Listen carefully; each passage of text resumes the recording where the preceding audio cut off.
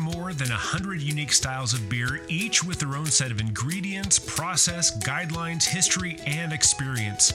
If you're a beer lover, an industry leader, or somewhere in between, a better knowledge of beer style will improve your life and your work. Welcome to A Sense of Beer Style, essential beer style training for those who want to lead in food and beverage. I'm Julia Herz. And I'm Jeremy Storton. We're advanced Cicerones, beer judges, home brewers, and we're excited to guide you through the vast and wonderful world of beer styles. Welcome back, everyone, to the Sense of Beer Style Stylecast with my good friend Julia. Hi, Julia. Hey, Jeremy. Hey, everyone listening or watching.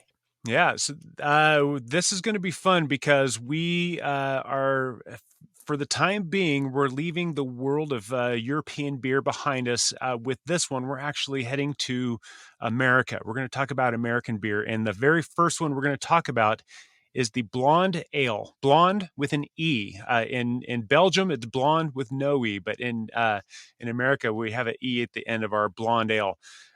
This is most of us have had a blonde ale. You've had plenty. I've had plenty. This is, we're recording this in the middle of summer. This is a perfect summer beer from America. In fact, it was kind of sort of created to compete with American lagers, and it competed really well because these lagers take weeks and months to fully ferment and condition and all that stuff. And, with an ale that kind of competes, we're kicking that out the door in 2 weeks. So it really was a go-to beer for early craft brewers because they could effectively have that light beer and it didn't tie up tanks for a long time. So that's just a little brewer side note, but yeah. So this is the blonde ale from America. Let's talk about the ingredients that will really help kind of cue us into what it is we're getting ourselves into.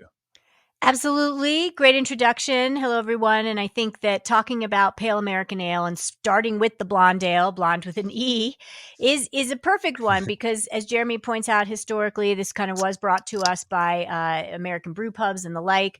The Beer Judge Certification Program Style Guidelines, which Sense of Beer Style and Jeremy and I follow religiously and take you through each style for 2021 versions, even mentions in the history first to believe to be produced in 1987 at Catamount.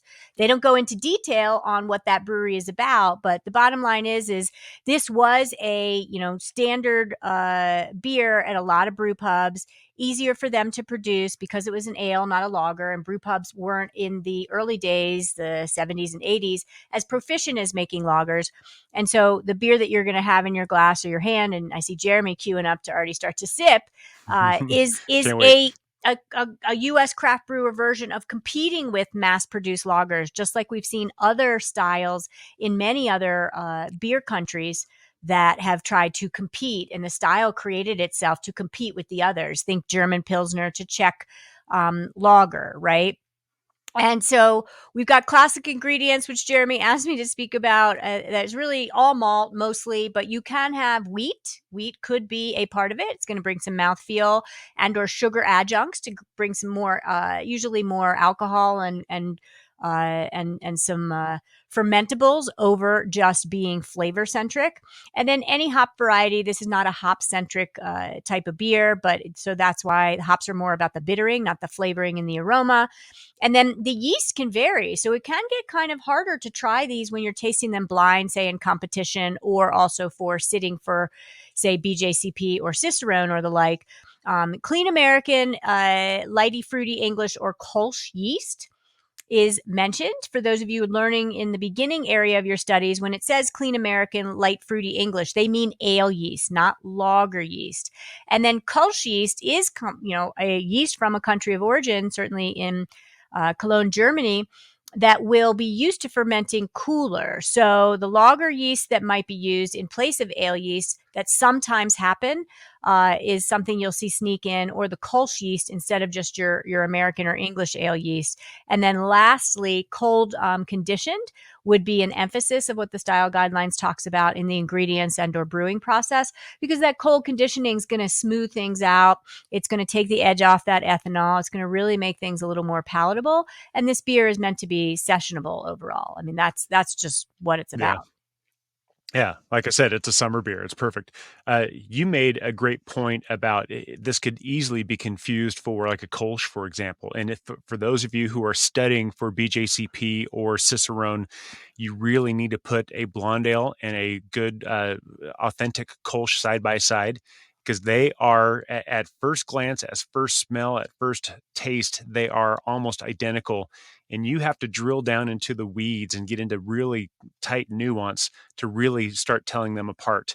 Um, so I'm gonna start with appearance. I poured in my glass, and we'll talk about this glass in a minute. But for these beers, I'm used to seeing these mostly on the paler side. You know, they call it a blonde. It's meant to be a light beer, but they really can be a very light yellow beer to kind of a deep gold.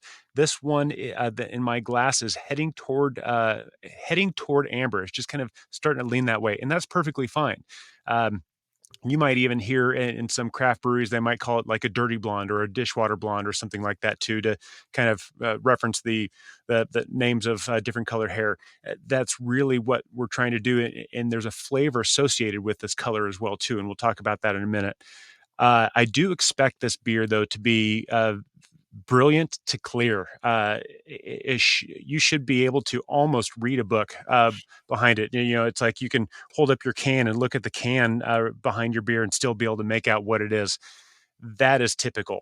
I do expect kind of an off-white head to form, and you know maybe the head doesn't form perfectly, doesn't persist for a very long time, but it could be have a great retention. It's in that range.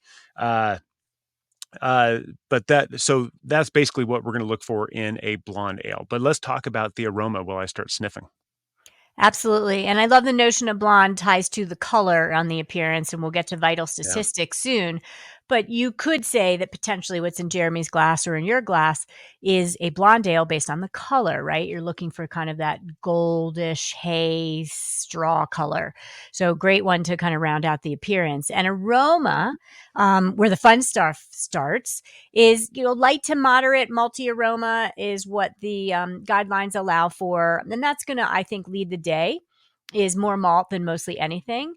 General neutral or grainy, think cereal grain, think grape nut cereal, think white Mm, soda crackers possibly, and that light bread or caramel note. Caramel will sneak in based on the malt choice, but it's not a mandatory thing, right? Low to moderate fruitiness is optional. The aspect of that is not probably based on the hops, but the choice of yeast. If you have advanced into your beer studies, you often know that fruitiness in the aroma would come from potentially the yeast in ale yeast and esters, fruity esters. But it's optional because, as we've said in ingredients, people might be using lager yeast. And then low to medium hop aroma. I definitely think that U.S. craft brewers, where this style is kind of more prevalent and has been created, more of a heavy hand on the hops these days. So you're often looking for that, and that will be a difference between this and Kolsch. You're not going to really get a lot of hop notes on the nose or the aroma of a Kolsch, but blonde ale may have low or medium hop aroma. So yeah. significant thing to note. And then clean fermentation profile, I think is a little funny. They say that at the end, because what it really means is you don't want a lot of esters, you don't want a lot of phenols from whatever yeast you used, or sulfur, say sulfitic compounds if you use lager yeast. Clean fermentation profile really just means this isn't a beer about the yeast that's used to showcase prominently in the flavor. That should be in the background. Yeah. When we start talking about flavor, a lot of that transfers over what you just said, Julia. A lot of that transfers over. But so when we think about this, when we talk about the BJCP 2021 guidelines, which we're using, they group blonde ale and American pale ale together. We're going to talk about the American pale separately in a different style cast. But what we're looking at is beers that are kind of on the lighter spectrum. This one, the blonde ale, typically happens to be very well balanced between malt and hops, but that's not a dead ringer. Some like the one in my hand. This is from Baja Brewing down in Cabo San Lucas in Baja, Mexico. Uh, this one is a little bit more on the malty side. You and I both, and everyone listening and watching, we've all had those blonde ales that are just really hopped up and dry hopped and just very Americanized because we love our hops. all that is okay. But when we're talking about the malt, we want to look for a prominent malty sweetness. It could be bready, could be toasty, could be biscuity. It even could be wheaty, because if they put wheat in there too, that's going to come across with a nice little lemon zing, a little bit of like wet pizza dough. Uh, you can have a little bit of caramel, like this beer that I have in my glass right now. Whether you're watching or listening, you can look at the color. It's more of that dirty blonde. It does have a little caramel and palm fruit coming through in this. That's perfectly okay. It's not typical. It's not the center of the bullseye of the style, but that is totally okay. Those fruity esters, I get palm fruit, I get pear. If I start getting anything beyond nectarine, dark dried fruits are not really appropriate for the style. We're looking for lighter colors, lighter flavors. When we get to the hops, I think you mentioned we could have hops of any variety. It's fair game. If it's an American beer, I would expect that it'd be American hops or New World hops, but that's not fair to impose that expectation on all the blonde beers out there. Uh, the bitterness that comes through, that we're saying medium low to medium, but that could, I would expect it to bounce toward the malt, but again, not always. But it should be fairly evenly balanced. It should not be a very light pale IPA. This is not a hop bomb. It should be balanced or leaning toward malt. When we get to the finish, it should be it could be a medium dry, kind of sweet, kind of right in that middle range there. But again, you talked about the clean fermentation. If they are using a lager yeast or a Kolsch yeast or an American style yeast, it's going to have a clean fermentation. If they're using a British yeast, we're going to start seeing a little bit more of those like fruity flavors, maybe a touch of diacetyl, but that's not appropriate in the style. But if you see it, if you encounter it, it's not that big a deal. So that's what I expect within the flavor for this blonde ale. Let's go ahead and talk about mouthfeel. Yes, very well described, as I always say after you finish Mm, talking, because you thank bring you. me into the beverage. So I just enjoyed listening to that. And the mouthfeel is pretty straightforward: medium light to medium body, medium to high carbonation. Right. Again, this is kind of generally a brew pub produced or often home brewed style beer, and then smooth without not being heavy. I know these words that we say are relative, right? Your heavy might be my almost dense. So it is relative, but what smooth without being heavy means is on the mouth, on the palate, it's smooth. There's no bite. It's not sharp, even though it might have higher carbonation. And when it says without being heavy, it means it's not dense. It doesn't have a lot of residual sugar. It doesn't sit on the palate and tongue. It is more of a beverage that is meant to be more refreshing and sessionable. And before I toss it to you kind of for the style comparisons, I mean, Yeah. the overall impression, which is generally in the style guidelines, the first thing you would read on any style, is easy drinking, approachable, right? So that's what it means: well balanced and clean, refreshing pint without aggressive flavors. That very well depicts the American blonde ale and what we're describing. And so with that, Jeremy, what styles commonly is this compared to? So we already brought this up before. It's very much like a Kolsch. Of course, a Kolsch is going to have an ale yeast that's cold fermented. It's going to have a German malt and German hops used, and that's really, if we're starting to compare these side by side and prepare for a beer nerd test like you and I have gone through, that's what we need to pay attention to, are those subtle nuances of flavor, balance, and texture in particular. Uh, we can also compare this to American lagers and American cream ales, but these are going to have a lot more flavor. There will be similar flavors that come through with that kind of American style biscuitiness and that sort of stuff. But where those beers are very low in flavor, this is a very flavorful beer. Uh, what we can also compare this to its partner in this category grouping with the American Pale Ale, but this is going to be less bitter. It's going to be lighter in malt color, malt flavor, and more balanced evenly between hops and malt. Maybe even slanted more toward the malt. Whereas an American Pale Ale, again, we'll talk about this in a different style cast, that will have a little bit more hop bitterness prominence. Those are where I'd go with comparing this. Let's talk about the commercial examples, unless you want to add something to that. Nope, all in on taking you to we love you to hopefully listen and watch us with the beer. Hmm. Conceptually, you're not. You're driving, you're showering. Who cares? You don't have a beer, but get one and then listen again. And so when you go to get one, Firestone Walker 805, first listed, is essentially, and it's not alphabetical how they list these. So there's a message there. Like it is one of the predominant ones that you really want to try. Yeah, 805 standing beautiful for beer. the area code in California, that Firestone Walker is one of the predominant breweries there. And seek it out and make sure that your better beer providers, the retailers that you're buying from, have fresh examples. Because every example of any beer, unless it's meant to be aged, is not meant to be drinking and enjoyed as it's over past its prime. And this beer is so delicate and nuanced and about sessionability. So find them fresh, right? To do that. Kona Big Wave, Golden Ale, haven't had it in a while, but certainly a staple around for a Yeah, long time. another beautiful beer. 1,000%. And Victory Summer Love, Victory out of Pennsylvania, traditionally making great beers. A lot of the classic styles come from Victory. And Summer Love refers to kind of Philadelphia area and Pennsylvania. And they frankly even have a proprietary yeast that I'm to understand that they use with that beer that was sourced regionally or locally there. And then Widmer Citrus Summer Blonde Brew. I don't know if that's still around. The style guidelines, because they come from 2021, should reflect style examples that are still being sold. So I would say Widmer, day in and day out, has been one of those breweries that knows how to make classic examples of styles. So seek that one out as well. Yep. And I love, Julia, that you have so much experience with different breweries around the country that you're able to pull from this knowledge. I don't have that, but I'm so glad you bring that in. When we're talking about numbers, let's talk about the vital stats for this beer. I'm just gonna start with the original gravity. I don't typically start with the OG, but let's start there.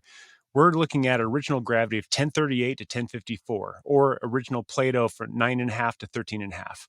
That is not a strong beer. It is not meant to be a strong beer. It's meant to be drinkable. If you want a dollar word when a word will do, it's quaffable. Um, but this is what you want to throw back on a nice hot day. So we're not going to have a lot of residual sugar there. When it finally finishes out and we've got our final gravity, we're looking at 10.8 to 10.13. If you were to take the average of that, we're right around 10.10. For me, that is on top of the fence, whether it's a light body or medium bodied beer. So that tells me that this is still going to be a nice craft version. It's still going to have some body to it, but it's not going to fill your belly too much unnecessarily during a hot summer day when you're probably going to go do something fun afterwards. The final Plato for there is going to be right around 2 to 3. When we get into the ABVs, it kind of follows that original gravity, 3.8 to 5.5. This is from my definition of session below 4%. So it's sessionable up to kind of the within the average range of, I consider average 4 to 6%. So this is a very easy drinkable beer. Talking about Plato, we're 7.5 to about 10 is kind of where that goes with for the Plato folks. IBUs. Let's talk about the IBUs and the bitterness from here. So we talked about this is going to slant either evenly or toward the malt. The IBUs show that at 15 to 28. I round that out to 15 to 30 in my brain for studies, just for the even numbers of it. But still, there's enough hops there to balance. There's enough hops to barely taste, but it's not going to wreck your palate. When we get into the color for the SRM, we talked about light yellow to deep gold. SRM shows 3 to 6. I'm frankly, I'm a little bit more comfortable going up to about 10 from my experience. But the BJCP says 3 to 6. If we translate that to European Brewery Convention for the rest of the world, then we're looking at about 6 to 12, maybe 6 to 18, somewhere right around there.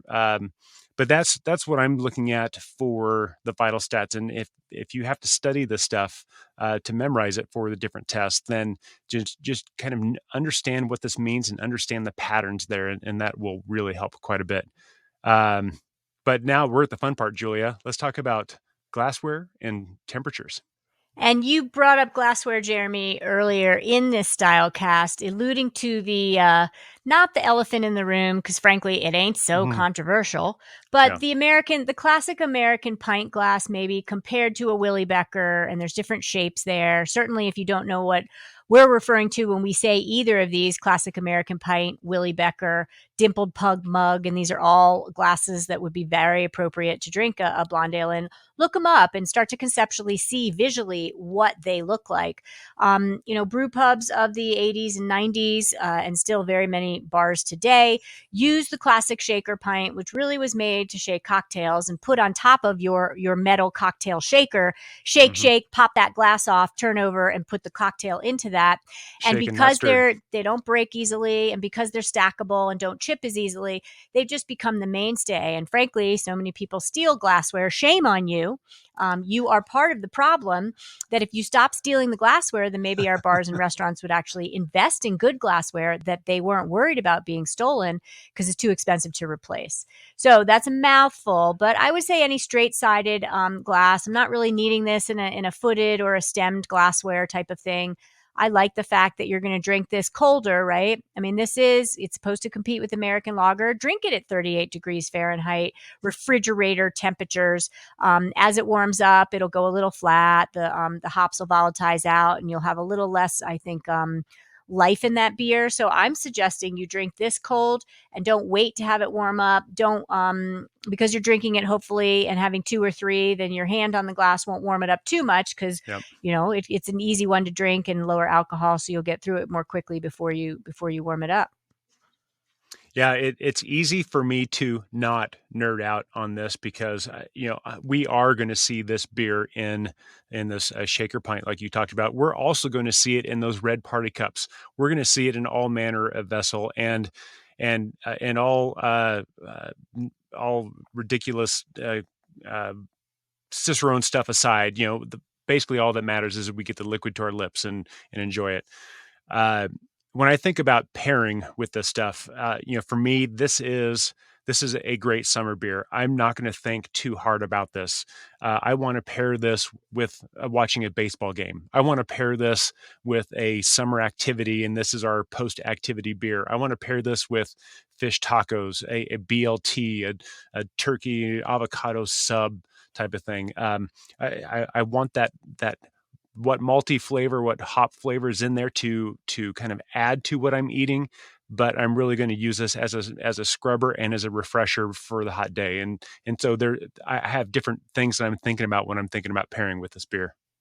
Yeah, and I'm going to add to that this beer is meant for refreshment and quenching of thirst, but yet to bring and deliver to your mind to palate connection a little bit of sense of advanced flavor. So you don't want to have it with anything too heavy that would wash it Yeah. away.